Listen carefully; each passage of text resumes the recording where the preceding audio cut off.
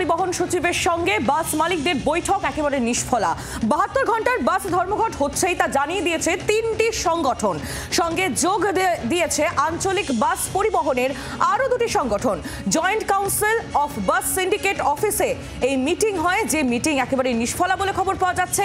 72 ঘন্টার বাস ধর্মঘট হচ্ছেই তা জানিয়ে দিল 3টি সংগঠন।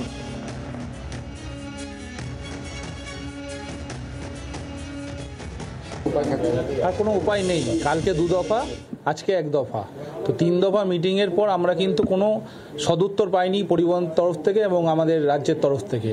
তো এই মতো অবস্থায় আমরা কিভাবে গাড়ি চালাবো বা চলতে পারে তার কোনো আমরা উত্তর এখনো পর্যন্ত পেয়ে ওঠেনি। তাই এখনো পর্যন্ত আমরা ঠিক করে রেখেছি এবং সমস্ত বাস মালিকরা এটাই বলছে 22, 23, 24 কোনোভাবে রাস্তায় গাড়ি নামবে না। 3 দফা আলোচনা হয়ে গেল আজকে নিয়ে। এই 3 দফা আলোচনার মধ্যে কোনো রকম ফ্রুটফুল রেজাল্ট আমরা পাইনি। সুতরাং আমরা পুনরায় আবার বলছি, মাননীয় মুখ্যমন্ত্রীর হস্তক্ষেপ চাইছি। এই মুহূর্তে যদি পরিবহনকে সচল রাখতে হয়, বাস, মিনি বাস, স্কুল বাস বা পণ্য পরিবহনকে, তাহলে মুখ্যমন্ত্রীর হস্তক্ষেপ ছাড়া কোনো বিকল্প রাস্তা আছে বলে আমাদের মনে হয় না।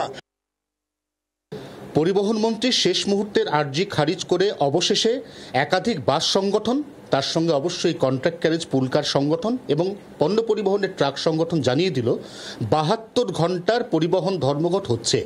এই অবস্থায় হঠাৎ করেই রাস্তা থেকে বাস কমতে চলেছে বৃহস্পতিবার থেকে। 22, 23 এবং 24 অর্থাৎ বৃহস্পতি, শুক্র এবং শনিবারের ধর্মঘটের ব্যাপারে একেবারে এককাট্টা এই কটি সংগঠন। তারা দ্ব্যর্থহীন ভাষায় জানিয়ে দিচ্ছেন এই লড়াই পেটের লড়াই।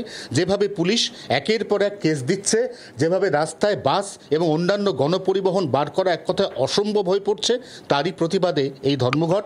এই ধর্মঘট প্রতীকী।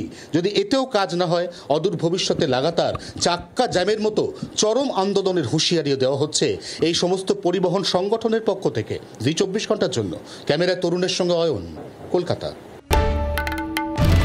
বাংলার আওয়াজ, বাঙালির আবেগ, জি 24 ঘন্টা।